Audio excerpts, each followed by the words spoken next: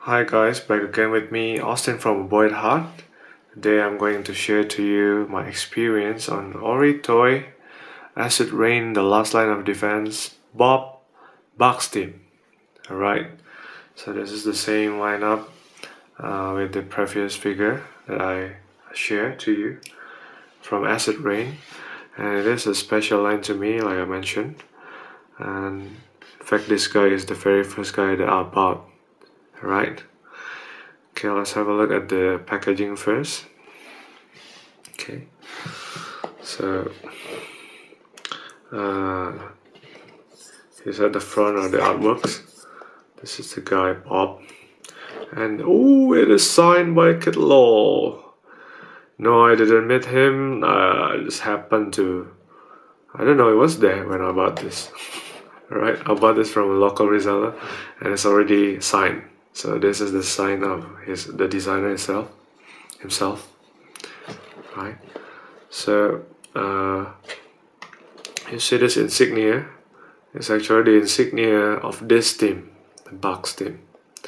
So just a bit of background story. Like I mentioned earlier, that the World War II never ended. The war kept going on, and everything is destroyed. All the resources are in scarcity, and everything is polluted. That's why it's called acid rain. So there's another faction. There's one of the faction called Argots, like this one. So Bob is part of Argots, but then he also created this special team called Bugs. It's basically composed of very elite members. They are like, I don't know, the GI Joes, you know, the very elite special team, basically. So he's the leader. So the old guy. So he's the leader of this team. All right. He's also the officer of Argots. I'm not sure what is his ranks, but you can read at the blog for more detail about it. Okay. So again, the insignia, Bugs team. Acid rain, fully weathering detail, blah blah blah. Yeah, I can fit the tank armor. Alright, it's not a toy. Yes, I agree.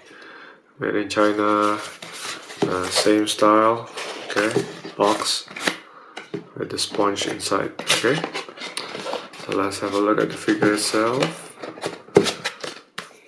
quickly. Alright, so here's Bob. Very nicely done. Right. Okay, again, this figure specialty first is a fully weathering detail. Yeah, you can see, and then very nice material, packed with a lot of articulations. Right. So let's have a quick look, closer look actually at this figure. So here's Bob in a closer look. As you can see, the face is painted rather nicely. Not only the sculpt, but the worn-out look that which is the signature of this line. Executed nicely, right? All the dirts, and then the mustards, the bears. Yes, here's an old guy, and then the scarf is being made with. I'll show you later. All right, it's very nice detailing. The vest, it's all worn out, and then the bells. Right, and there's even soft goods. Alright, so it's all skated properly, nicely. The boots, the detailing on the boots. I'm not sure if it's a boots or shoes. Alright, so I'm going to show you something here that can be taken off. So this is the scarf. It's made of what we call it, strings. dried up strings, maybe painted. So it's a very creative way of doing this, right?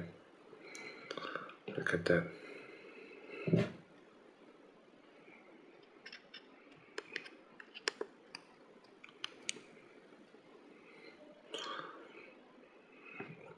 And then there's another piece here, which is his hood. You can take it off easily. It is molded, so you cannot put it, in front, above his head. It's just accessories, decoration, but nice. Now, this figure you're being given two set of hats. It's the mask hat. Okay, so you can either use this or use the original one at the face. Now let me try to put it here. Now, not only that you are being given this specific hat, but you're also being given two different kind of helmet. Let me move upward a little bit. Right, the first one being this, something that you have seen before. It's very similar with the one being worn by Agut's infantry. Right, it's just painted more in dark blue. Right, the base is blue. Right, there's no peg whatsoever, but it attaches to the head nicely. Just good enough. Okay. But not only that, you're also being given another set of hat, which is this one. Right, no peg whatsoever, but you can put it nicely. Alright, so maybe some of you are wondering, what's the deal with this helmet? Well, why is it different? Alright, so actually in this line there's another figure which is called Saul Commander. Too bad I don't have any of Saul Commander anymore. The only thing that I have is this helmet. Alright, this is the helmet of the Saul Commander. Basically these guys, aside from the Argus infantry, there are some guys who are trained to be pilots. The pilot for the mech, pilot for the, mostly for the mech, and they usually wear this kind of helmet. So it's the same helmet basically, right? It's just differently painted. This one is more orange with a green base, and then this one black with blues. So I'm not sure. I presume that Bob was not only part of Argus himself, but is also probably was a Saul Commander. So I'm not sure, because this Saul Commander are those who are trained to be more strategically advanced and probably became future officer. Alright, so that's good. So you can choose either using this or this, right? And then the fast and the belt are removable. Alright, I'll show you as well. The belt can be taken away by taking off this back pocket. Right. Now maybe I'll just show you something, is that you're being given with two set of back pockets. So here's the first, the original big one. You're also being given the small one. Okay, you can see behind there's a hole there. Alright, so you can either choose each one. Now at the back part, it connects to the hole behind, right? So there's another pack there, and the belt, you can see there, it connects to the hole behind him, okay, behind the body, to secure it. I'll show you later when I put it back. So there's the belt. And then the fast can be taken off easily as well by taking out the pack which is located here. So you just pull it away, right? Pull it away. You can see there's the hole there, right? There's a hole, and then there's a pack there, right here. So you can take it away. Make sure you take off the head first, make it easier to pop off, and then you'll expose the soft good parts. So the soft good parts is just like this. You can take it away if you want to, but I really like this part. I appreciate that they are using soft goods for this. You expose the body mold. Okay, this is exact body mold that's being used over and over with the other acid rain figure, but it works. Okay, in fact, it's a really good mold. All right, so I'll put all this back and I will go to the articulation. So what you do is you put this piece back, and then do not put the head back on yet. What we have to make sure is that this back is so that the pocket is always at the front. All right.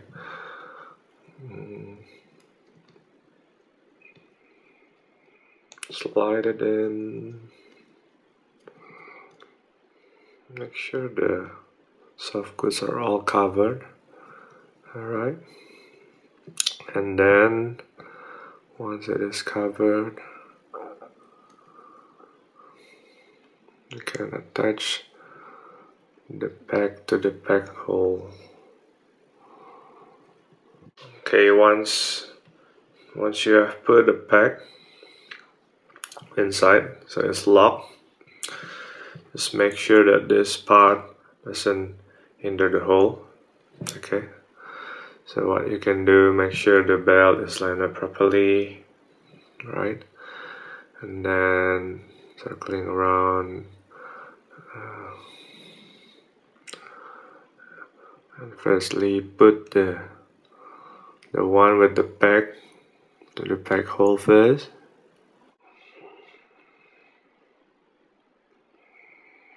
Then,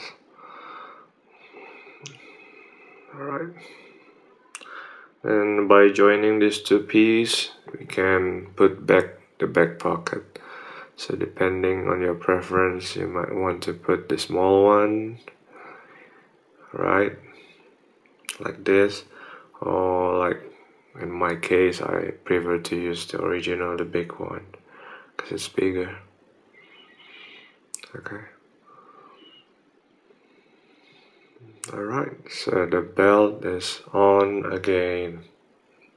Just line it up properly, make it tidier. Alright, so then next what we need to do is to put this hood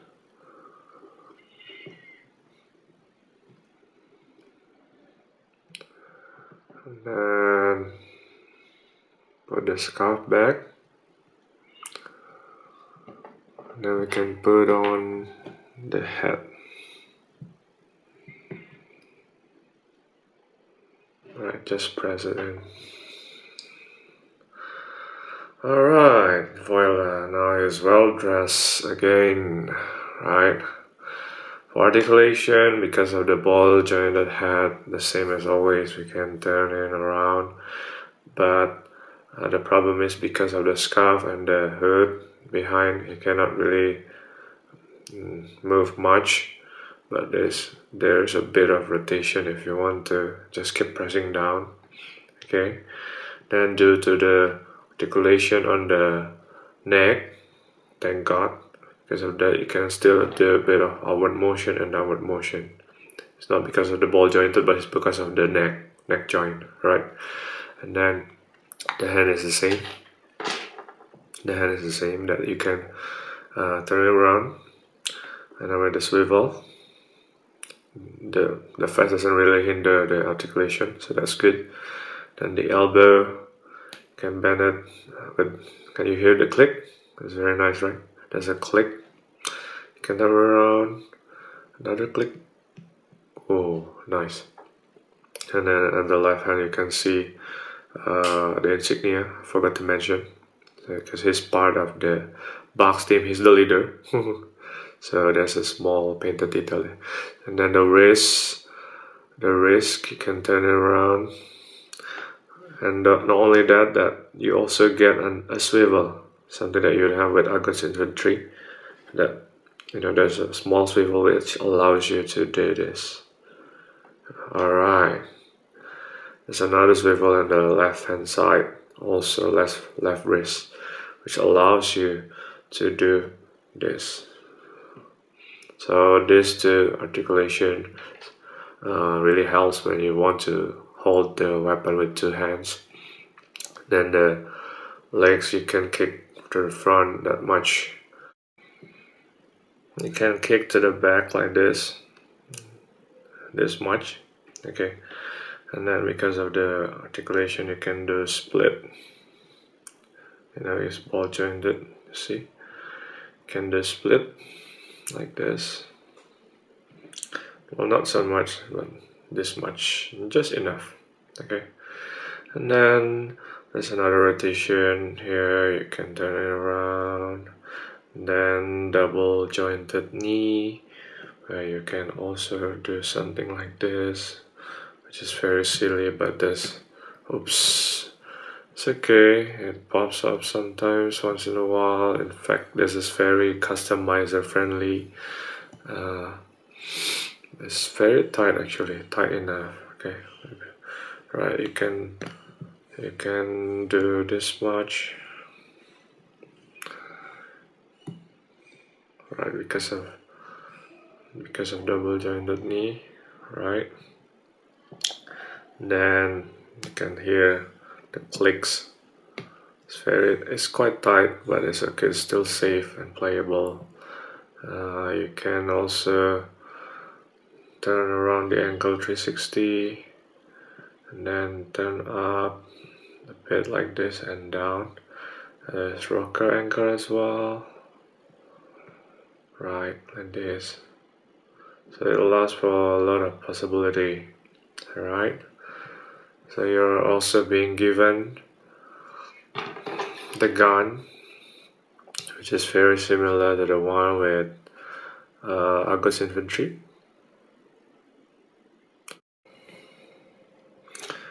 Right, it's the same gun with the one submachine gun with the one in August infantry, painted nicely as well.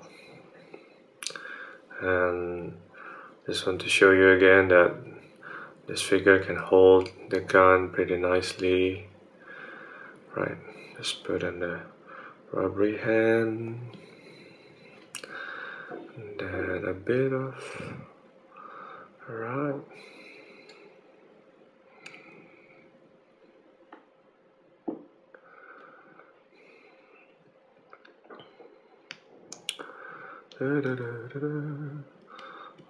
Right.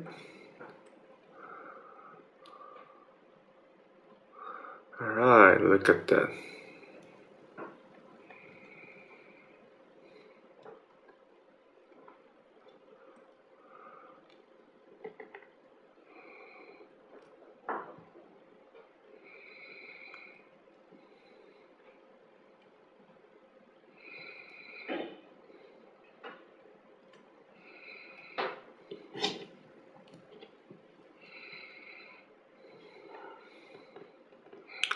So yes, you can do this kind of pose easily.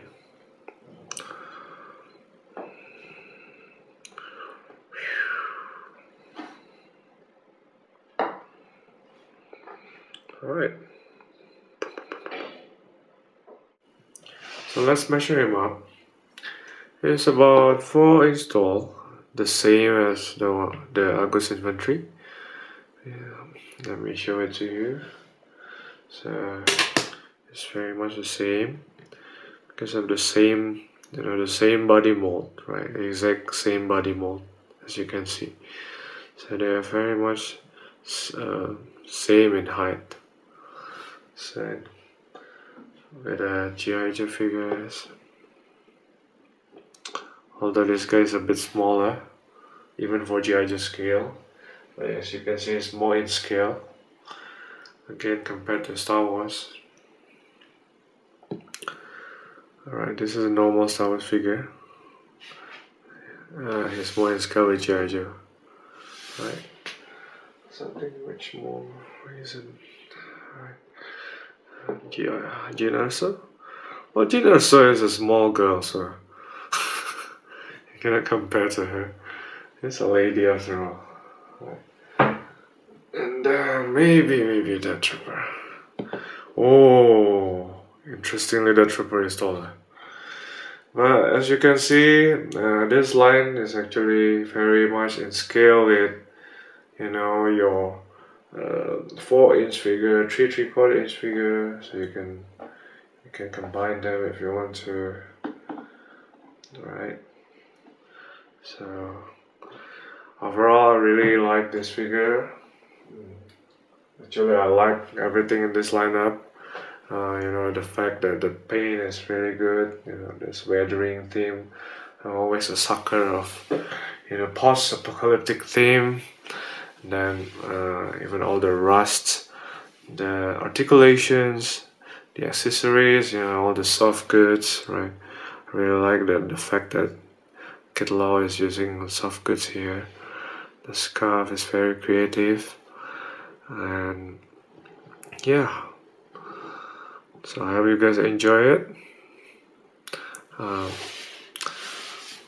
I'm Austin from A Boy at Heart. Thank you for watching. Goodbye.